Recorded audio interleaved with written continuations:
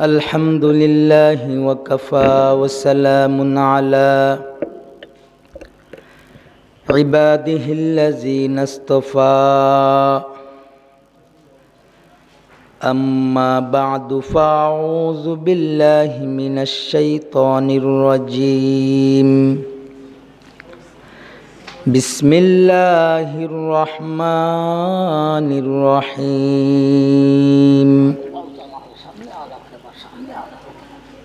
ما سلككم في سقر قالوا لم نك من المصلين ولم نك نطعم المسكين وكنا نخوض مع الخائضين وكنا نكذب يوم الدين حتى أتانا اليقين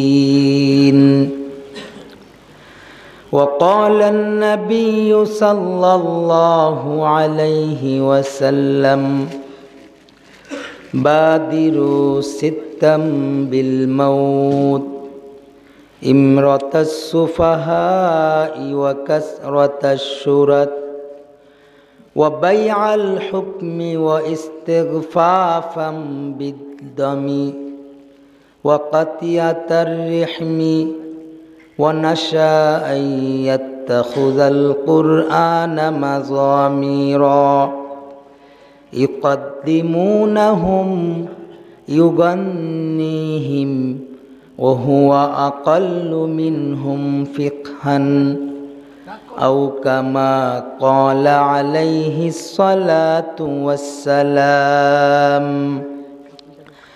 اللهم صل على محمد وعلى آل محمد كما صليت على إبراهيم وعلى آل إبراهيم إنك حميد مجيد اللهم بارك على محمد وعلى آل محمد كما باركت على إبراهيم وعلى آل إبراهيم إنك حميد مجيد পড়ুন সবে বালাগাল উলা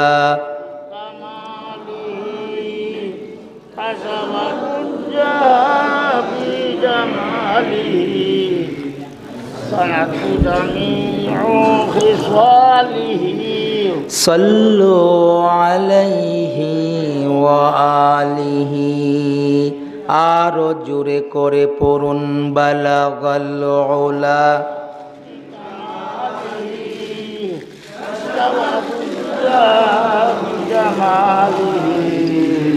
حسنت جميع خصاله صلوا عليه وآله روح حسن مصطفى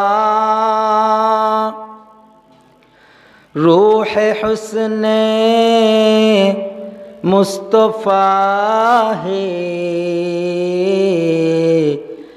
ایک بحر بیقرار اس کے ساحل تک کوئی شیریں بیاں پہنچا نہیں بلغ العلا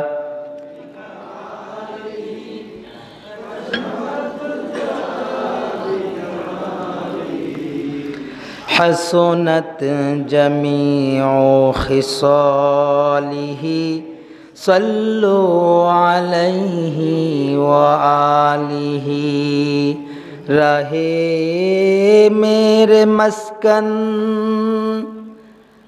रहे मेरे मस्कन हवाली काबा,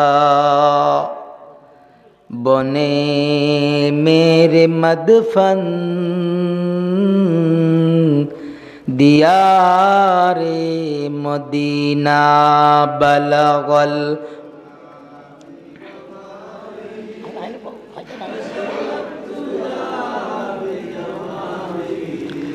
हसनत जमीउ खिसालिही सल्लु अलैहि व आलिही। अल्हम्दुलिल्लाह।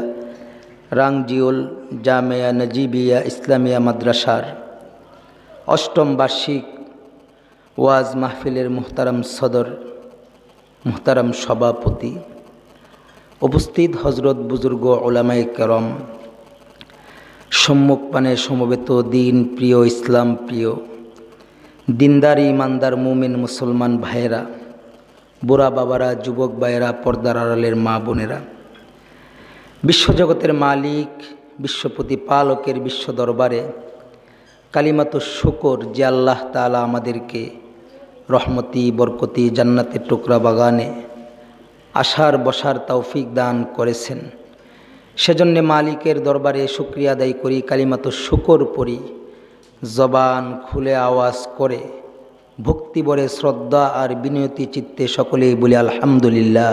আলহামদুলিল্লাহ। মুহতারাম হাজিরিন,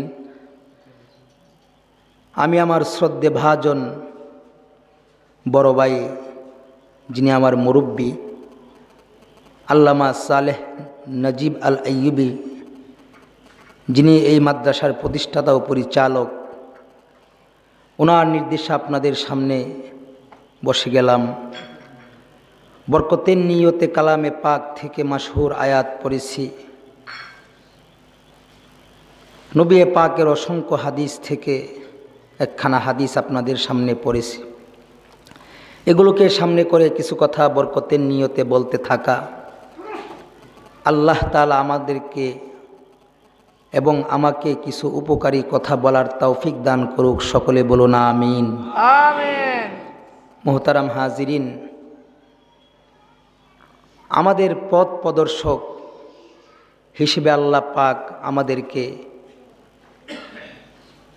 আমাদের জন্য একজন নবী পাঠাইছিলেন, যিনি নাকি আল্লাহ পাকের সবচেয়ে প্রিয় নবী, হাবিবুল্লাহ, আল্লাহর দুস্ত। ঠিক কিনা? জোরে আওয়াজ করে বলুন। আল্লাহর রাসূলের প্রত্যেকটা কথা হাদিস, আর ওই হাদিসগুলির উপরে বিশ্বাস করা, এটা হলো ঈমান। যারা হাদিস বিশ্বাস করে না, মুনকিরে হাদিস যারা, তারার ঈমান নাই, বেঈমান। হাদিস অস্বীকারী যেমন বেঈমান, কোরআন অস্বীকারী। এজন্য আল্লাহ পাক বলেন, বান্দা, আমার উম্মতের, আমার বান্দা বান্দিরা আমার রাসূলের প্রত্যেকটা কথাকে যদি নিজের আমলের জিন্দেগির মধ্যে ফিট করে, এটাও আমি রবের কাছে ইবাদত হিসেবে গণ্য হয়ে যায়। আমি আপনাদের সামনে আল্লাহর রাসূলের একটি হাদিস পেশ করেছি, যেই হাদিসের মধ্যে আল্লাহর রাসূল বলেন, বাদিরু সিত্তাম বিল মাউত। আল্লাহর নবী সাহাবায়ে কেরামকে, উম্মতদেরকে বলতেছেন, এই আমার উম্মত, তোমরা 6 বস্তু জমিনে দেখা দেওয়ার আগে জলদি করে তোমরা মৃত্যুর সফর করে তোমরা কবরে চলে যাও। কারণ হলো, এই 6 বস্তু যখন জমিনের মধ্যে দেখা দিবে, জমিনের মধ্যে অশান্তি চলে আসবে, জমিনের মধ্যে ভূমিকম্প হবে, জমিনের মধ্যে রক্তাক্ত আর পাপাচার বেড়ে যাবে, আর রবের সেই হুকুম আর আল্লাহ পাকের গোলামি বান্দার উপরে থাকবে না, আর এই অশান্তি জমিনের মধ্যে দেখা দিবে। এজন্যে আল্লাহর রাসূল বলেন, তোমরা মৃত্যুর সফর করে তোমরা কবরে চলে যাও। আল্লাহু আকবার। এর মধ্যে সর্বপ্রথম নাম্বার যেই কথাটা আল্লাহ পাক বলেন, ইমরাতাস সুফাহা, এক নাম্বার অযোগ্যরা সমাজের মধ্যে নেতা হয়ে যাবে। এখন যদি আমরা দেখতে ইনসাফের নজরে যদি তাকাই, তাহলে সমাজের মধ্যে যারা নেতা তারা কি যোগ্য নাকি অযোগ্য? অযোগ্য। জোরে আওয়াজ করে বলুন। অযোগ্য। অযোগ্য, তারপরেও তারা নেতা হয়ে গেছে। ঠিক। আল্লাহর নবী বলেন, قال رسول الله صلى الله عليه وسلم قال رسول الله صلى الله عليه وسلم بادروا ستا بالموت امرة السفهاء।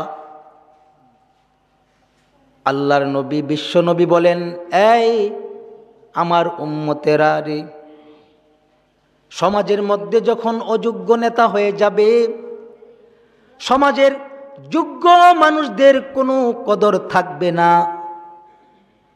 কারণ যোগ্যরা ঘরে বসে যাবে আর অযোগ্যরা সমাজের মধ্যে নেতৃত্ব দিবে। কারণ হলো অযোগ্যের কাছে অযোগ্যের দাম, রতনের কাছে রতনের দাম, অযোগ্যদের কাছে যোগ্যদের কোনো কদর থাকে না। চোরের কাছে চোরের দাম, ঠিক কিনা? ভালো মানুষের কাছে ভালো মানুষের দাম। সমাজের মধ্যে যখন এই অযোগ্যরা যখন নেতৃত্ব দিবে, তো সমাজ নষ্ট হয়ে যাবে, সমাজের মধ্যে অশান্তি চলে আসবে। আল্লাহর নবী বলেন, এই অশান্তি দেখা দেওয়ার আগে তোমরা মৃত্যুর সফর করে তোমরা কবরে চলে যাও। আল্লাহু আকবার। অশান্তি হয়ে যাবে, হইতেছো তাই। দুই নাম্বার আল্লাহর রাসূল বলেন,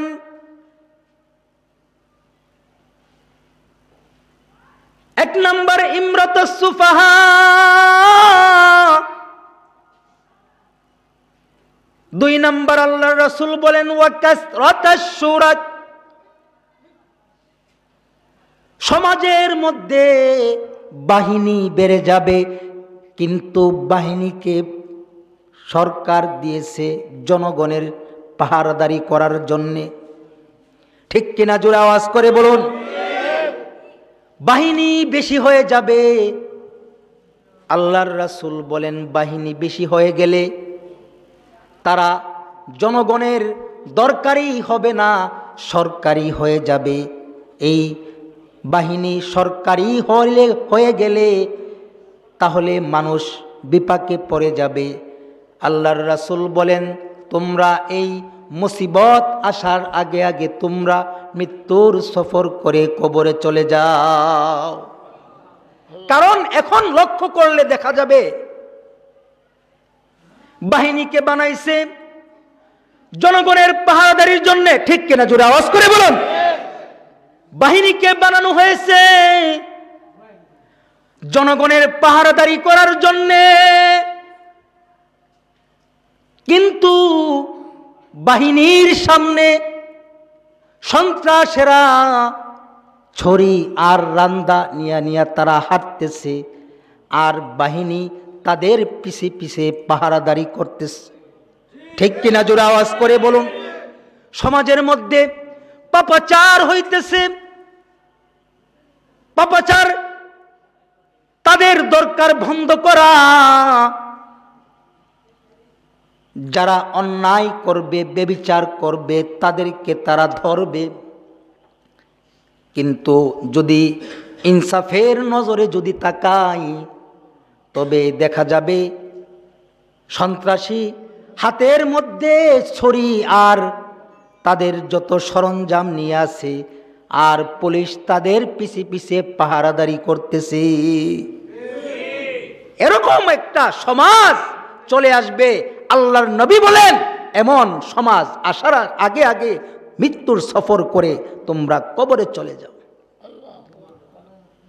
কারণ এই সমাজটা এসে গেলে সমাজের মধ্যে অশান্তি সাইলাব হয়ে যাবে। ঠিক কিনা জোরে আওয়াজ করে বলুন। 3 নাম্বার আল্লাহর রাসূল বলেন, ওয়া বাইআল হুকমি, আল্লাহর নবী বলেন সমাজের মধ্যে আদনা থেকে আদনা, ছোট থেকে ছোট বিচার পর্যন্ত বিক্রি হয়ে যাবে। বিচার বিক্রির আমল চলে আসবে।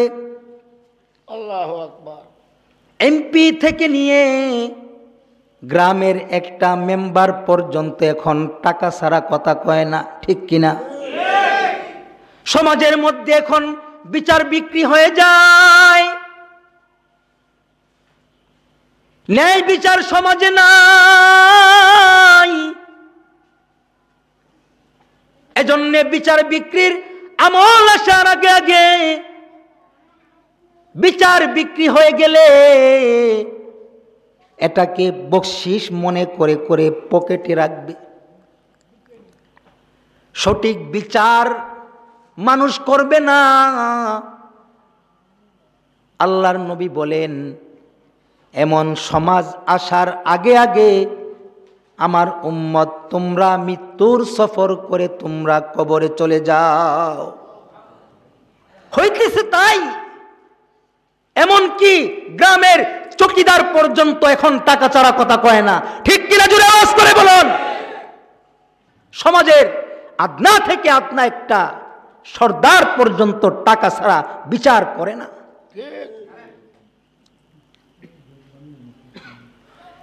আল্লাহর নবী বলেন, যদি এমন হয়ে যায় কি হবে? আল্লাহর নবী বলেন, সমাজের মধ্যে জালেম বেড়ে যাবে। মাজলুম সমাজের মধ্যে বেড়ে যাবে জালেমের জুলুমের কারণে। নিরীহ মানুষ তাদের বিপদের কারণে তারা আল্লাহর থেকে দূরে সরে যাবে। রবের উপর থেকে তাওয়াক্কুল চলে যাবে। রবের গোলামি কমে যাবে। মাখলুকের উপরে বান্দা ভরসা করবে। ঠিক কিনা?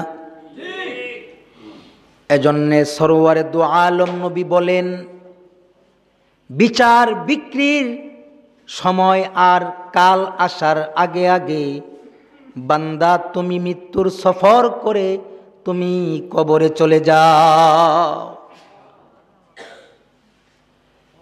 4 নাম্বার আল্লাহর নবী বলেন, ওয়া ইস্তিগফাফাম বিদ্দাম, মানুষের শরীরের রক্ত দাম কমে যাবে। মানুষের দেহের মধ্যে রক্ত হলো সম্রাট। মানব দেহে রক্তের অবস্থান, রক্ত ঠিক, মানুষের দেহ ঠিক। ঠিক কিনা? রক্ত ঠিক নাই, সুগার বেড়ে গেছে, মানুষ রোগে আক্রান্ত হয়ে গেছে।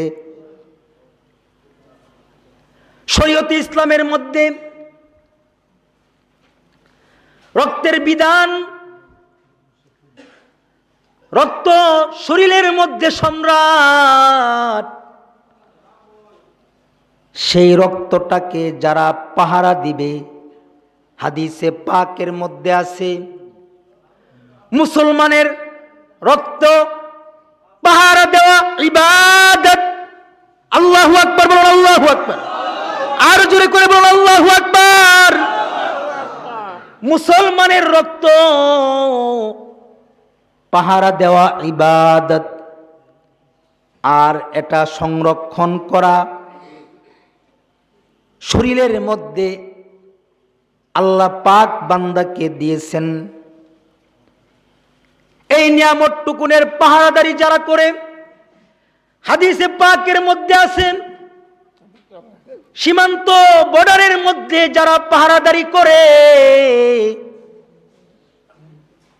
মুসলমানের রক্তের পাহারাদারের দুইটা চোখ আল্লাহ পাক জাহান্নামে দিবে না। সুবহানাল্লাহ। এটার দাম আল্লাহর কাছে অনেক বেশি। এত বড় দামি দন রক্ত, তারপরেও মক্তবের মধ্যে হুজুর পড়ায়, অজুভঙ্গের কারণের মধ্যে পড়ায়, শরীরের কোনো জায়গা হইতে রক্ত পুজ পানি বাহির হয়া গড়ায়া পড়লে অজু ভেঙ্গে যায়, ঠিক কিনা? শরীরের মধ্যে রক্ত সম্রাট, কিন্তু এই রক্ত যদি শরীর থেকে বাহির হয়ে যায় তো ওই বান্দার অজু চলে যায়, ওই বান্দাটা আবার ফিরা অজু করতে হয়। আমি একটা সূক্ষ্ম কথা আমাদের বাপ দাদাদের জবান থেকে কুড়ায় বলতেছি, শরীরের মধ্যে রক্ত সম্রাট, আর যদি সেই শরীরের অল্প একটু রক্ত বাহির হয়ে যায় তাহলে বান্দার অজু ভেঙ্গে যায়। কিন্তু এই রক্ত যদি এক ফোঁটা নয়, এক কলস যদি বাহির হয়ে যায়, আর সেটা যদি আল্লাহর জন্য হয়ে যায়, ময়দানে মাহশরে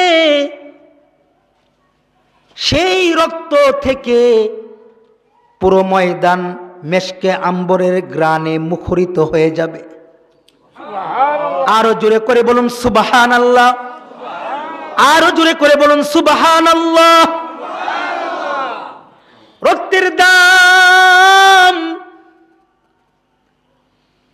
যদি আল্লাহর জন্য যদি রক্ত দিয়ে দেয়া যায়, যদি আল্লাহর রাস্তায় যদি শহীদ হয়ে যায়, আল্লাহর রাস্তায় যদি এক কলস রক্ত যদি চলে যায়, ফুকাহায়ে কেরাম বলেন এই রক্তটা পানি দিয়ে ধোবা না, শহীদকে গোসল করাবা না, শহীদকে গোসল করার দরকার নাই, রক্ত মাখা অবস্থায় তাকে তোমরা কবরের মধ্যে দিয়ে দিবা। ময়দানে মাহশরে এই রক্ত মাখা অবস্থায় আল্লাহ পাকের সামনে দাঁড়াবে, আর সকলে বলবে ওই যে দেখা যায় তারা হলো শহীদ, আল্লাহর রাস্তায় ইসলামের হেফাজতের জন্য তারা রক্ত দিয়েছিল। দেখেন, এক ফোঁটা বাহির হয়ে গেলে অজু চলে যায়, অথচ কলস কলস রক্ত গেলেও আল্লাহর কাছে সেটা শহীদের মর্তবা হয়ে যায়। আল্লাহু আকবার বলুন, আল্লাহু আকবার।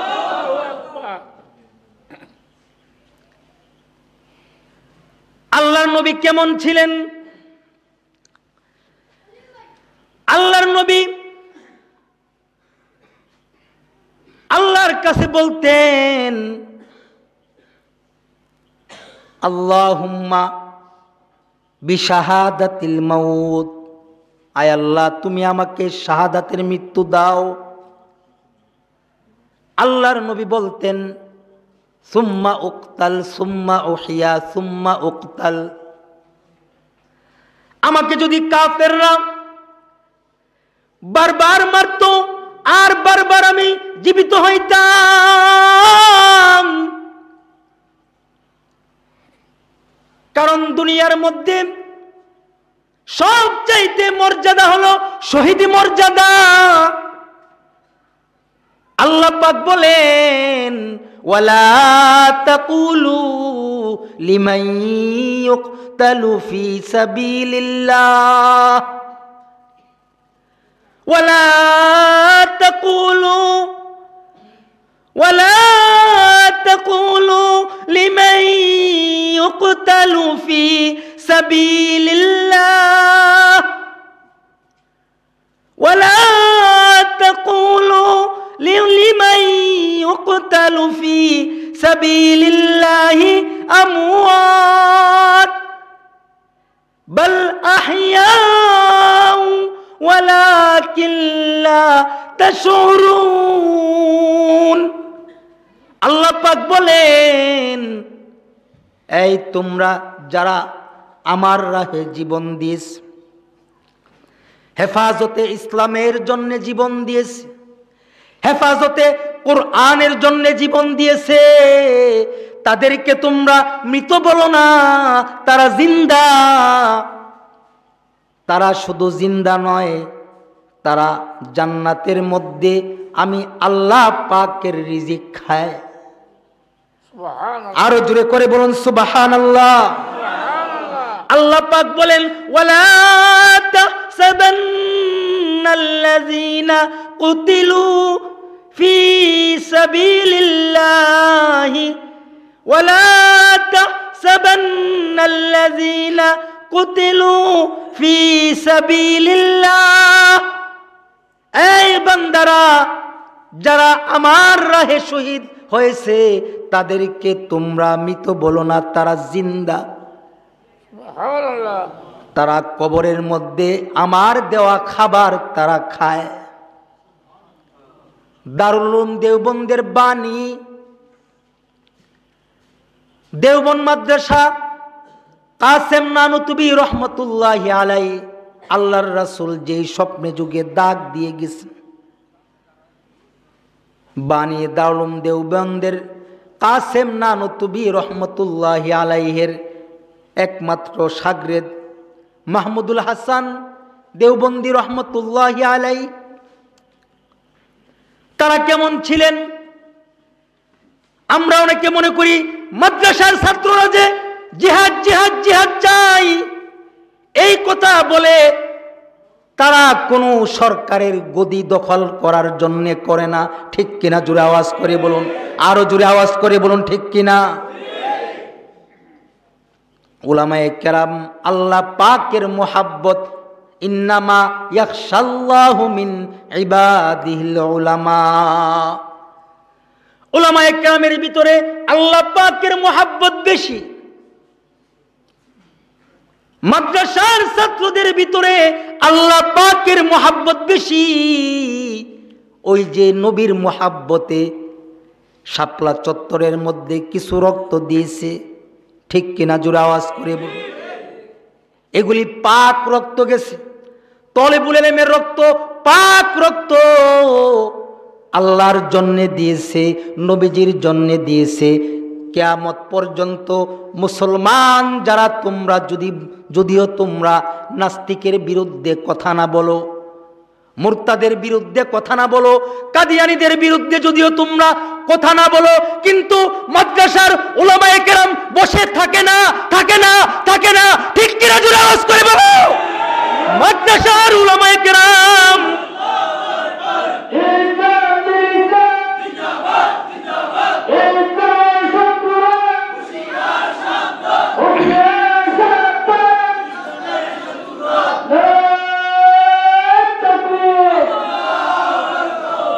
মুহতারাম হাজিরিন,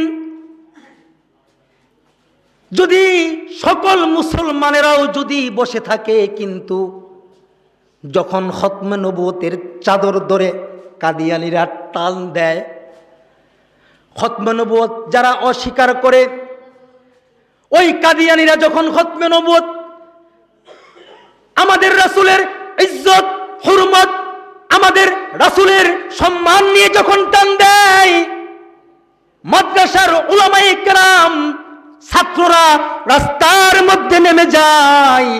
তারা কোনো গদি পাওয়ার জন্য রাস্তায় নামে না, তারা কোনো দল পাওয়ার জন্য রাস্তায় নামে না, তারা শুধু দেহের দামি ধন রক্তটাকে আল্লাহর রাস্তায় দেওয়ার জন্যে, আল্লাহর দরবারে মর্যাদা পাওয়ার জন্যে তারা এই জিহাদ জিহাদ জিহাদ চাই বলে। আরে ভাই, কিয়ামত পর্যন্ত কোনো নবী দুনিয়ার মধ্যে আগমন করবে না। কিয়ামত পর্যন্ত আলেম ওলামা দেখায়া দিবে, এই এটা ইহুদির দালাল। ঠিক কিনা? জোরে আওয়াজ করে বলুন। এইটা ইহুদির দালাল, এটা নাস্তিকের দালাল, এটা কাদিয়ানির দালাল, তাদের থেকে তোমরা সাবধান হও।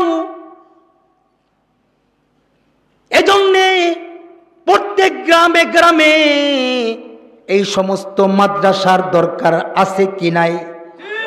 আরো জোরে আওয়াজ করে বলুন, আছে কি নাই? এই মাদ্রাসা থাকার দরকার আছে কি নাই? জোরে আওয়াজ করে বলুন। এই মাদ্রাসা হলো নবী পাকের বাগান, যেই বাগান থেকে ইসলাম প্রচারের কারখানা হয়ে মানুষের দ্বারে দ্বারে মানুষের কাছে গিয়ে গিয়ে বলবে, ভাই নামাজ পড়ো। ভাই আমরা আবু বকর পাবো না, আমরা উসমান পাবো না, আমরা আলী পাবো না। আমাদের হাতে আমাদের মাথায় হাত বুলায়া নবীজি বলবে না, এই তোমরা এভাবে চলো। ভাইরে, এই মাদ্রাসার যারা উলামায়ে কেরাম আছে, মাদ্রাসার উলামায়ে কেরাম কিয়ামত পর্যন্ত নবী আসার দরওয়াজা ব্রেক হয়ে গেছে, কিন্তু মাদ্রাসার এই উলামায়ে কেরাম নবীগণের ওয়ারিস হয়ে হয়ে বাল্লিগু আন্নি ওয়ালাউ আয়া, মানুষের ধারে ধারে নবীজির সেই দাওয়াতটুকুন পৌঁছাবে। এটাই হলো এই মাদ্রাসার বুনিয়াদ। আমি যে কথাটা বলতেছিলাম, বানিয়ে দারুল দেওবন্দ কাসেম নানুতুবি রহমতুল্লাহি আলাইহি ইন্তেকাল করার পর তার কবরের পাশে একটু জায়গা খালি আছে।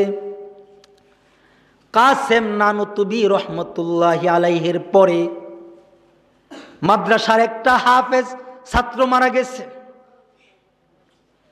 মাতা ফি সাবিলিল্লাহ, যারা দিন শিখতে গিয়ে মারা যায় তারা শহীদ। সুবহানাল্লাহ। যারা মাদ্রাসায় পড়তেছে, দূর দূরান্ত থেকে মাদ্রাসায় ইলম হাসিলের জন্য আসছে, তারা যদি এই মাদ্রাসায় থাকাকালীন ইন্তেকাল করে, তারা আল্লাহর দরবারে শহীদ।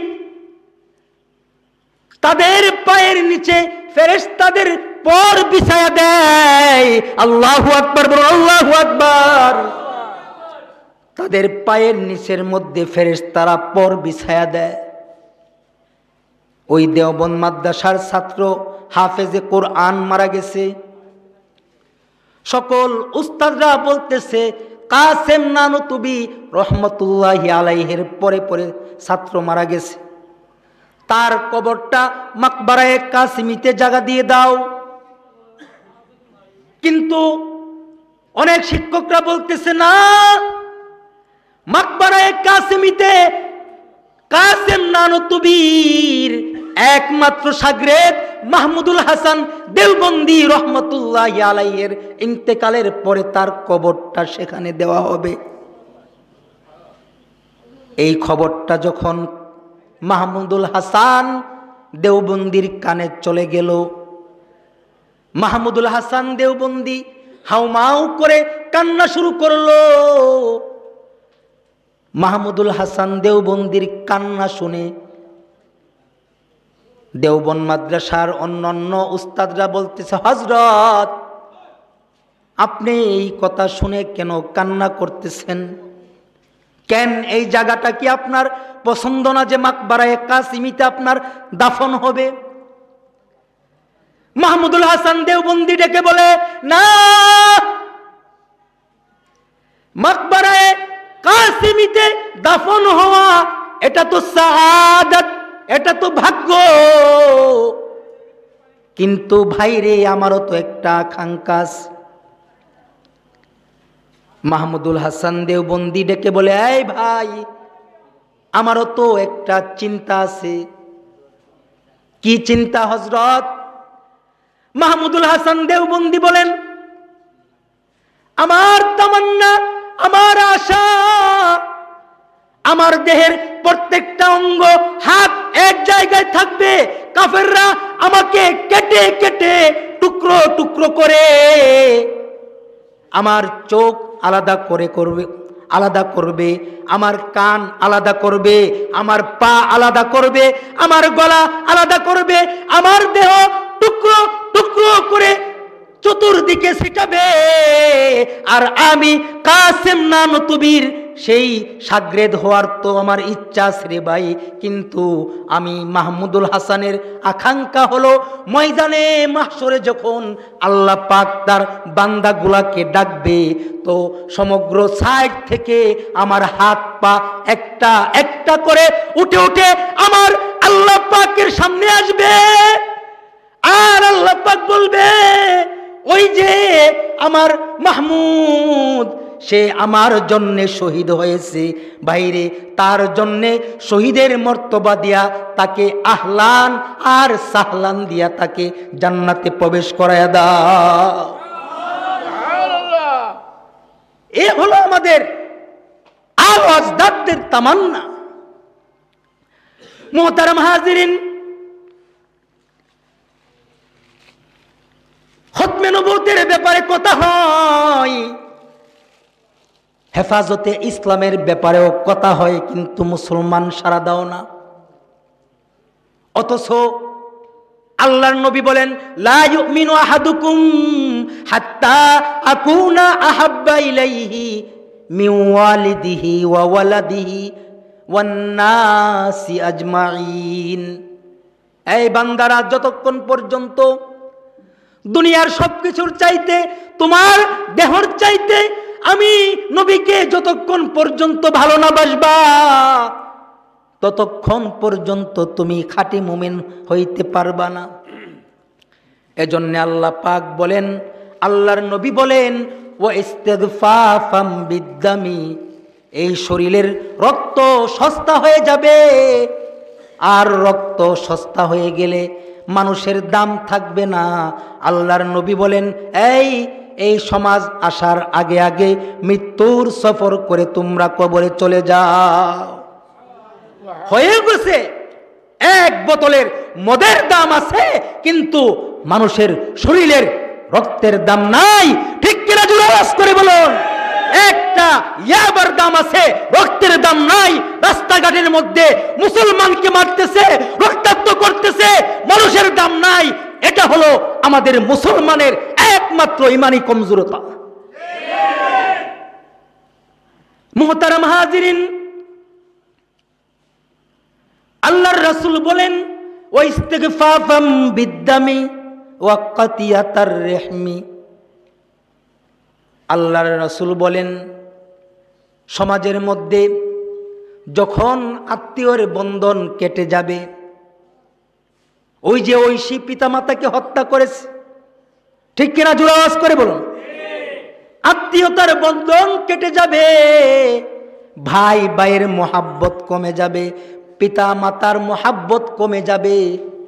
যে পিতা মাতাকে দেখলে কবুল হজের সওয়াব মিলে, যে পিতা মাতাকে সন্তান দেখলে কবুল হজের সওয়াব মিলে, সেই পিতা মাতাকে বৃদ্ধাশ্রমে পাঠানো হবে। বৃদ্ধাশ্রমের জামানা চলে আসবে। আল্লাহর রাসূল বলেন, এই সমাজ আসার আগে সমাজের মধ্যে অশান্তি চলে আসবে। তোমরা মৃত্যুর সফর করে তোমরা কবরে চলে যাও। আল্লাহর নবী বলেন, ওয়া ইউকাদ্দিমুনাহুম ওয়া ইউগান্নিহিম। আল্লাহর নবী বলেন, মানুষের কণ্ঠকে প্রাধান্য দেবে, সুন্দর করে গান গাইতে পারে, প্রাধান্য দিব, কিন্তু এলেমওয়ালা মানুষকে মানুষ ভালোবাসবে না। ঠিক কিনা? এই যে এত সুন্দর আয়োজন আমার শ্রদ্ধেভাজন বড় ভাই সালেহ নজিব আল আইয়ুবী সাহেব করেছেন, মানুষ কয়জন আছেন? যদি একটা গানের আসর হইতো, যাত্রার আয়োজন হইতো, সেখানের মধ্যে জায়গা পাওয়া যাইত না। ঠিক কিনা? জোরে আওয়াজ করে বলুন। আল্লাহর নবী বলেন এমন একটা সমাজ আসবে, গানের মূল্য বেড়ে যাবে, কুরআনের মূল্য থাকবে না, আল্লাহু আকবার, উলামায়ে কেরামের ওয়াজের মূল্য থাকবে না। আল্লাহু আকবার। আল্লাহর নবী বলেন এমন সমাজ আসলে সমাজের মধ্যে ভূমিকম্প আসবে, সমাজের মধ্যে মহামারী দেখা দিবে, আযাব দেখা দিবে, পানির ভিতরে আগুন দেখা দিবে। এমন সমাজ আসার আগে আগে তোমরা মৃত্যুর সফর করে চলে যাও। আল্লাহর নবী বলেন তাইলে কি আমরা এক বোতল বিষ আইনা যার যার মতে খায়া খায় মরে যাবো নাকি? এই কথা বলেন না কেন? আর জোরে বলেন না কেন? ঠিক না বেটি? আমরা আল্লাহর রাসূলের কথা বলে নাই। আল্লাহর রাসূল বলেন শিয়ালের মতো বেঁচে থাকার চেয়ে সিংহের মতো বেঁচে থাকো একদিন। উপরের ডাকে সাড়া দিয়েও তুমি অমর হয়ে তুমি রবে চিরদিন, অমর হয়ে তুমি রবে চিরদিন। আল্লাহর রাসূল বলেন এই 6 বস্তুকে যদি ঠেক দিতে যায়, যদি তোর জীবন দিতে হয় দিবি। ঠিক কিনা? জোরে আওয়াজ করে বলুন। সমাজের মধ্যে এই 6 বস্তুকে ঠেকানোর জন্য যদি রক্ত দিতে হয় দিব ইনশাআল্লাহ। রাজি আছি তো ইনশাআল্লাহ? এই সমাজের মধ্যে পাপাচারের বিরুদ্ধে কথা বলতে হবে। যারা ইসলামের বিরুদ্ধে কথা বলবে তাদের ব্যাপারে জোর দাবি করতে হবে। ঠিক কিনা? জোরে আওয়াজ। দুনিয়ার মধ্যে ভাই ভাই হয়ে আছে। এই যে আল্লাহ তাআলা বলেন জান্নাতি আর জাহান্নামীর মধ্যে কথা বলবে। জান্নাতীরা কেমন পাওয়ার হবে? লাইট লাগবে না, এই যে মাইক সাউন্ড তাও লাগবে না।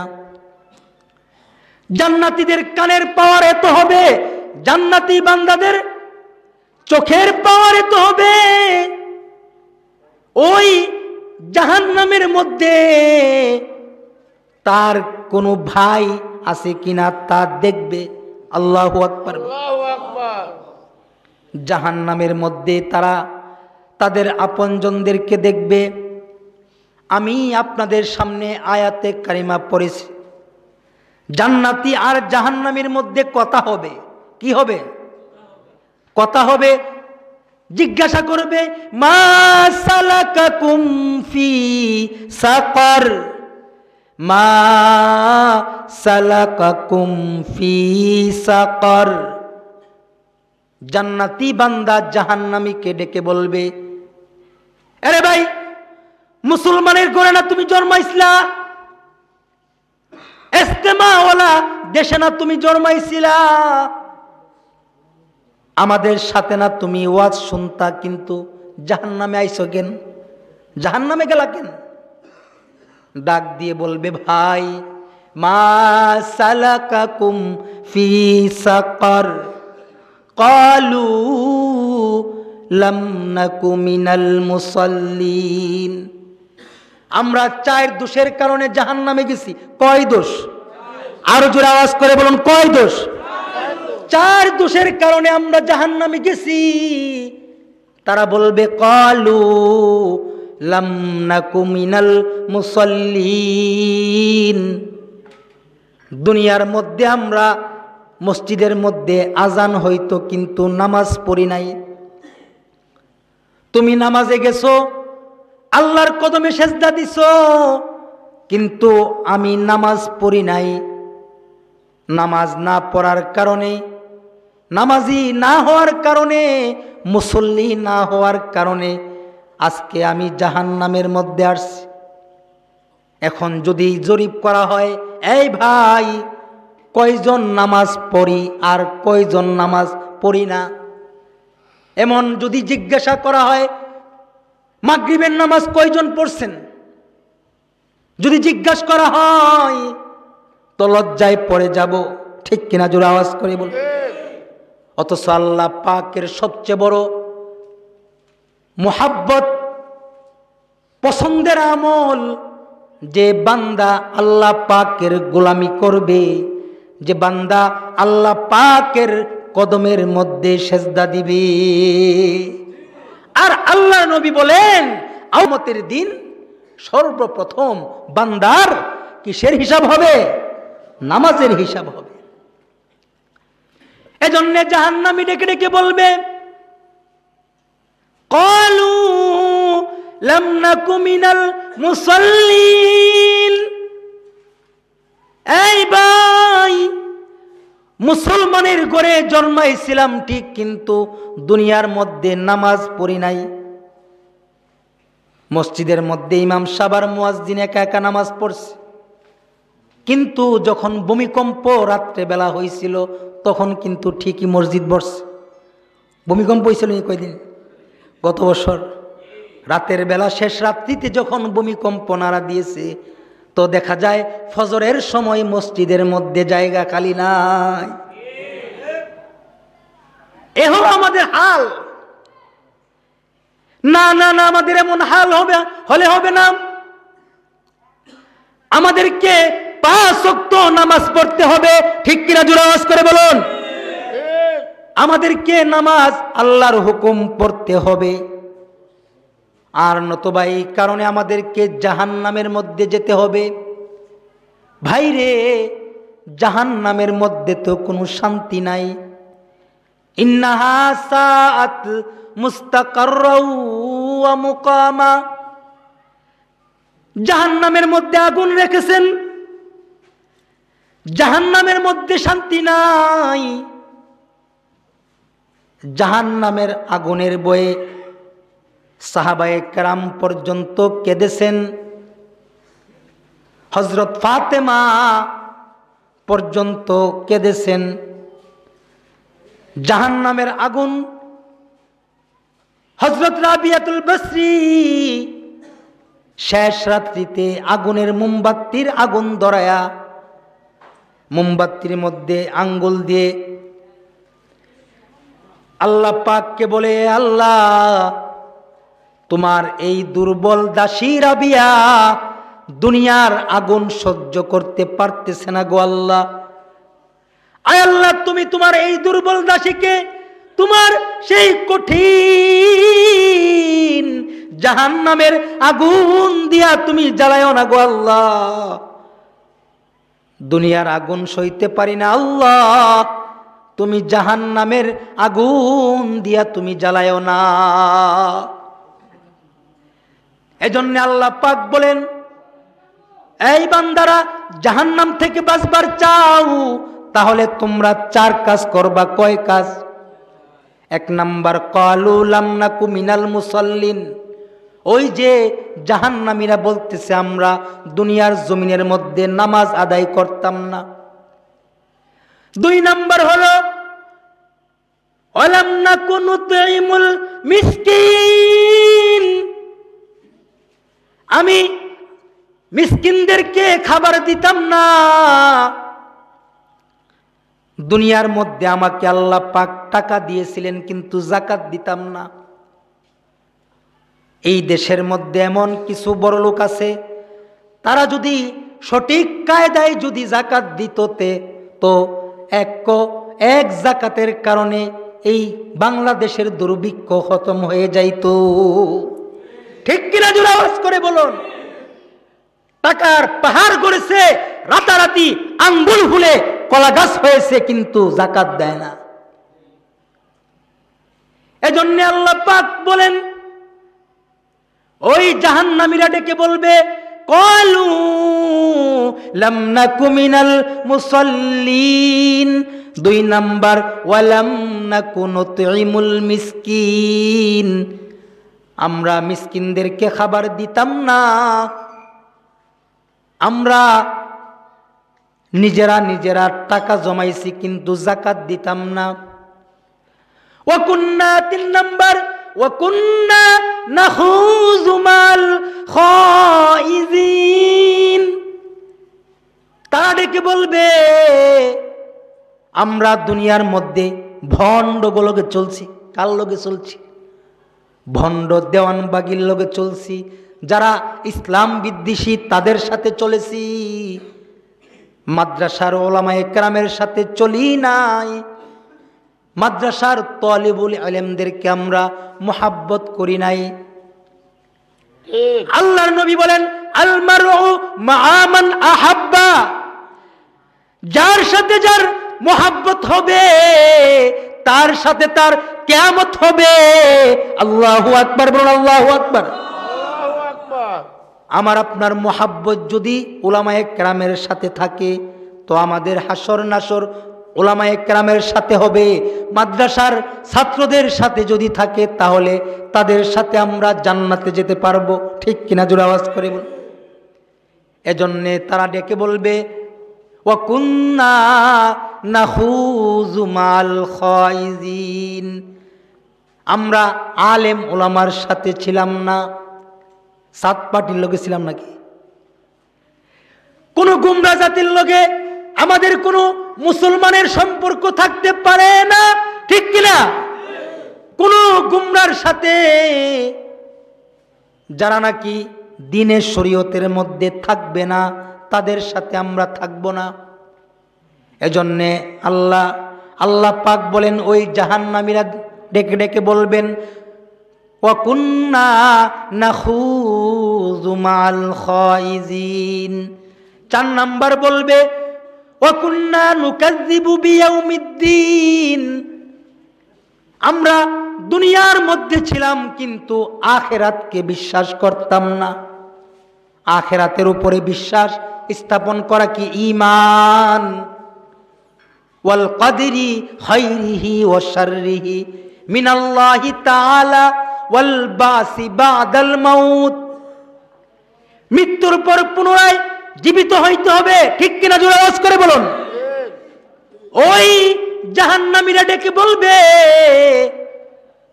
আমরা শেষ দিনের বিচার ইয়াউমুল আখিরাতকে আমরা বিশ্বাস করতাম না।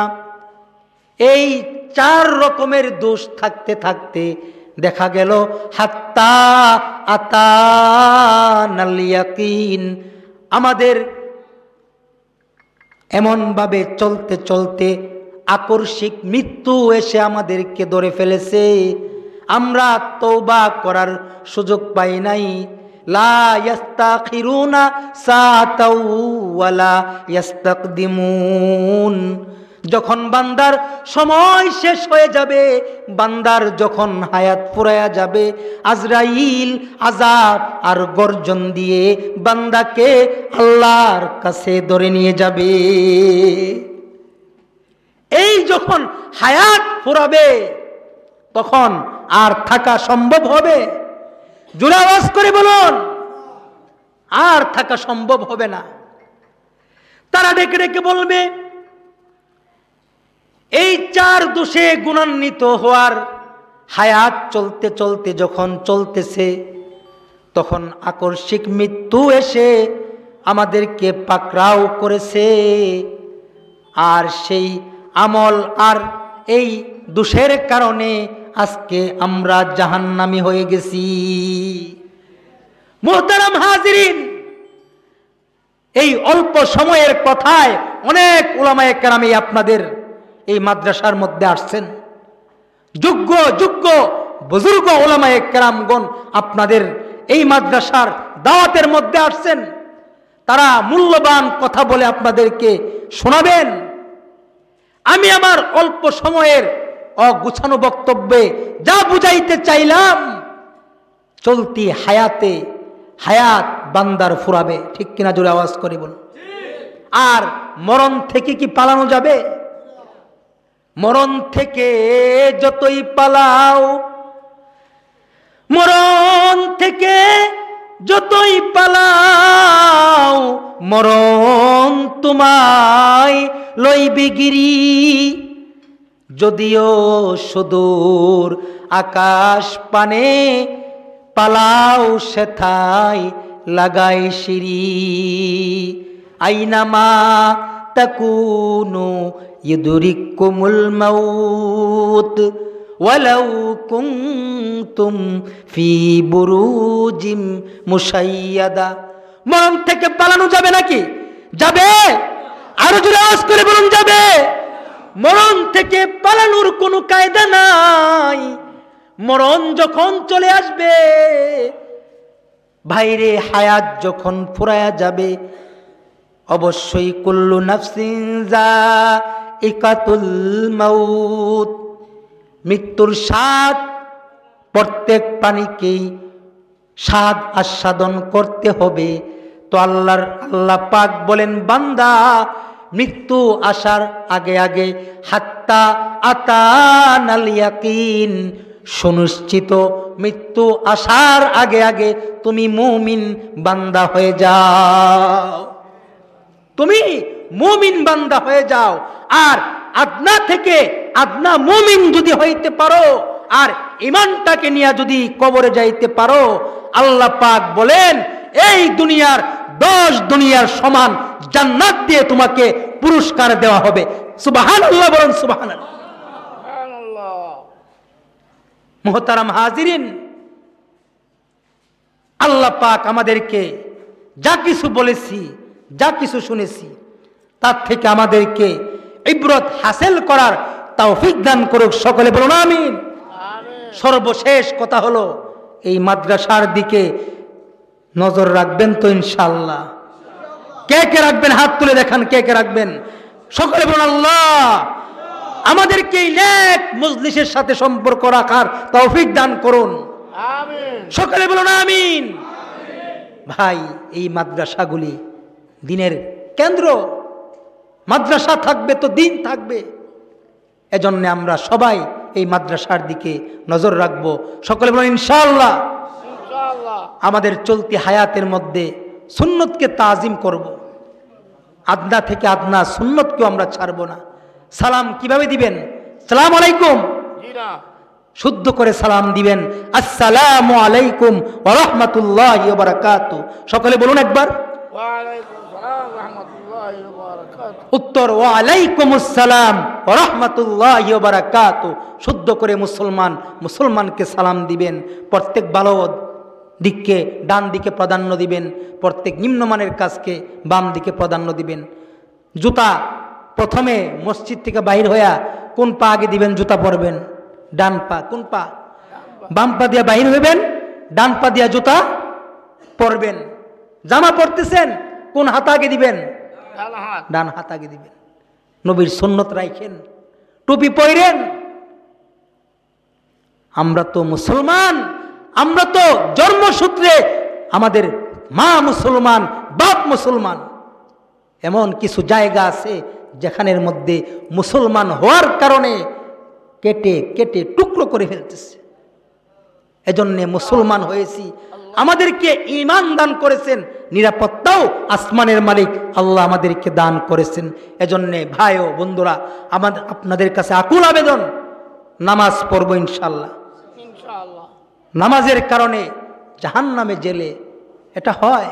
মুসলমান তো তার নামাজ হলো তার একটা সবচেয়ে বড় নমুনা, আলামত। আল্লাহ পাক সবাইকে এই কথাগুলি বুঝার এবং আমল করার তৌফিক দান করুক। जो कुछ हुआ या रब तेरे करम से हुआ, जो कुछ होगा तेरे करम से होगा। এখানেই আমার আলোচনা শেষ করতেছি। ওয়া আখিরি দাওয়ানা আনিল হামদুলিল্লাহি রাব্বিল আলামিন। আসসালামু আলাইকুম ওয়া রাহমাতুল্লাহি ওয়া বারাকাতুহু। ওয়া আলাইকুম সালাম ওয়া রাহমাতুল্লাহি ওয়া বারাকাতুহু। আলহামদুলিল্লাহ, খুশি হইলাম।